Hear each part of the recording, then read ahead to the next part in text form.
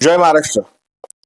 बटेंगे तो कटेंगे असं म्हणत जे महायुती सरकार या राज्याच्या सत्तेवर आलं त्या सरकारची कारनामे बघा.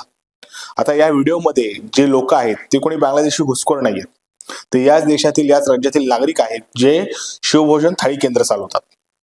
उद्धवसाहेब ठाकरे मुख्यमंत्री असताना जी शिवभोजन थाळी सुरू करण्यात आली तर त्याचं अनुदान हे वेळेवर त्या काळात सर्वांना जात होतं. पण गेल्या काही दिवसांपासून म्हणजे महायुती सरकार आल्यापासून, ट्रिपल इंजिन सरकार आल्यापासून या अनुदानामध्ये खंड पडत आहेत. त्या संदर्भात जाब विचारण्यासाठी ज्यावेळेस हे लोक मंत्री चंद्रशेखर बावनकुळे यांना भेटायला गेले तर पोलिसांनी त्यांना अशा प्रकारे वागणूक दिली. आणि आता हा दुसरा व्हिडिओ. इथे तुम्हाला दिसतंय की एक महिलेचा स्टॉल आहे ज्याच्यावर महानगरपालिकेचा अतिक्रमण विभाग कारवाई करत आहे. जेसीबीच्या साह्याने तो स्टॉल पूर्णपणे तोडून टाकलाय. मग ती महिला बघा, ती महिला काही हिजाब वगैरे मध्ये किंवा बुरख्यामध्ये नाहीये. ती महिला देखील हिंदूच आहे, मराठीच आहे, पण तरी देखील तिच्यासोबत असं होतंय.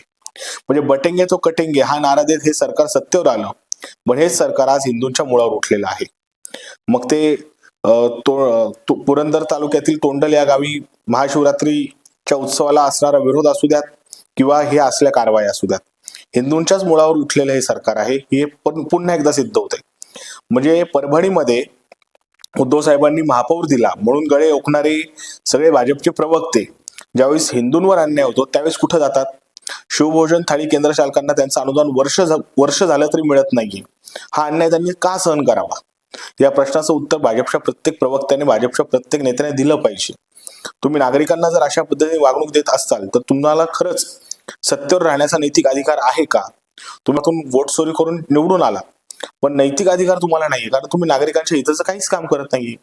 जर प्रश्न विचारायला आले नागरिकाला तुम्ही प्रशासनाच्या माध्यमातून अशा पद्धतीने उत्तर देणार असाल तर तुम्ही सत्तेवर नसलेलेच बरे.